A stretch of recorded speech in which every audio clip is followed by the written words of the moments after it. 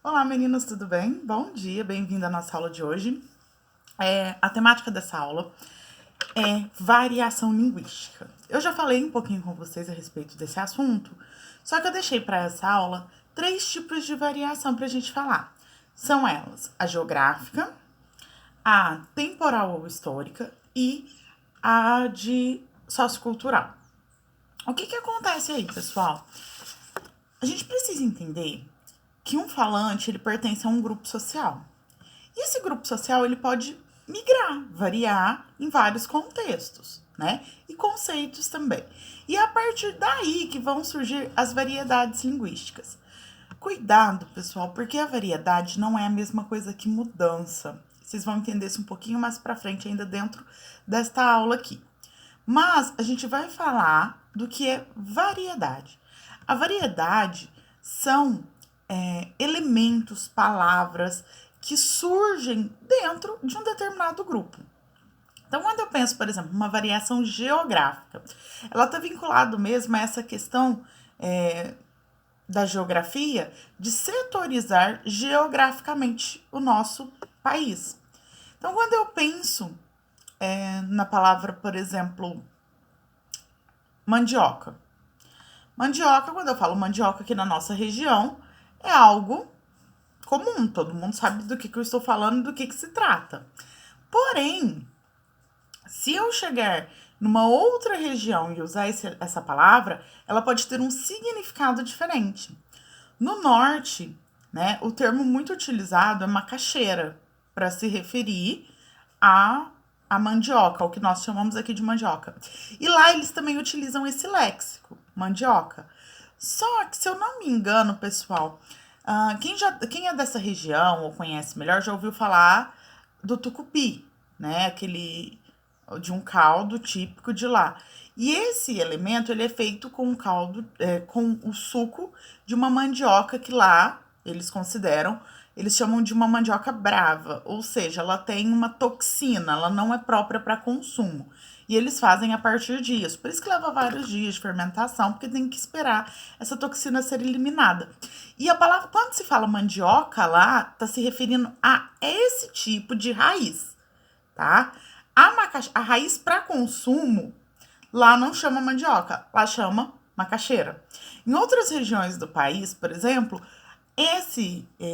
essa raiz aí, né, que a gente para alimento recebe o nome de aipim. Então, pensando no alimento, né,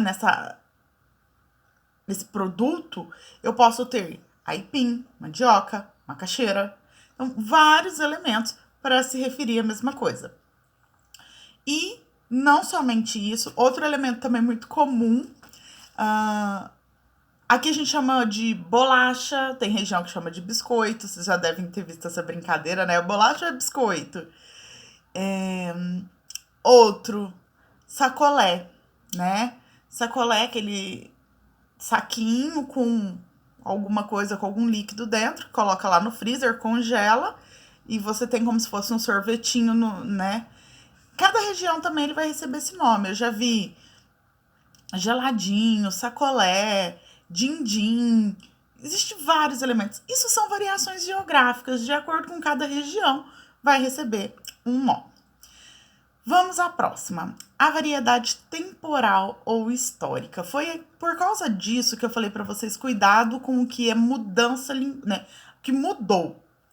Quando a gente pensa no pronome você, esse elemento é um elemento que sofreu uma mudança, tá? Inclusive, ele mudou a sua finalidade, né? Ele era formal e se tornou extremamente informal.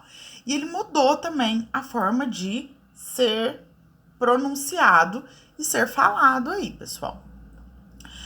Agora, quando eu falo de variação temporal, são termos que eram comuns há um tempo e hoje não são mais, tá? Então, se vocês olharem algumas expressões que as avós de vocês usavam, né, melhor, os avós de vocês usam e que hoje talvez não sejam mais comuns ao nosso vocabulário. Isso é uma variação temporal histórica, né? Eu tenho um poema aí no material de vocês, se eu não me engano, é do Carlos Drummond, e aí ele fala, né, que antigamente eram mademoiselles, ou seja, as moças eram chamadas de mademoiselle. E aí, algumas palavrinhas, elas serão comuns de tempos aí. Já as variedades sociocultural, o nome já diz bastante. Ela vai depender do social ao qual a pessoa pertence. Então, a fala, ela está muito vinculada ao grupo social e ao que você recebe. Nesse grupo social aí, vocês podem ter várias mudanças, né? Tanto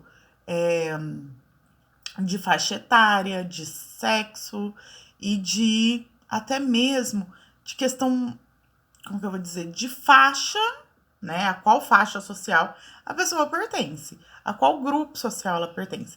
Se ela é de um grupo com melhor poder aquisitivo, com menor poder aquisitivo, até porque também, pessoal, toda a questão de cultura, de receber uma bagagem de cultura, não necessariamente que ela esteja vinculada ao dinheiro, mas muito dela está.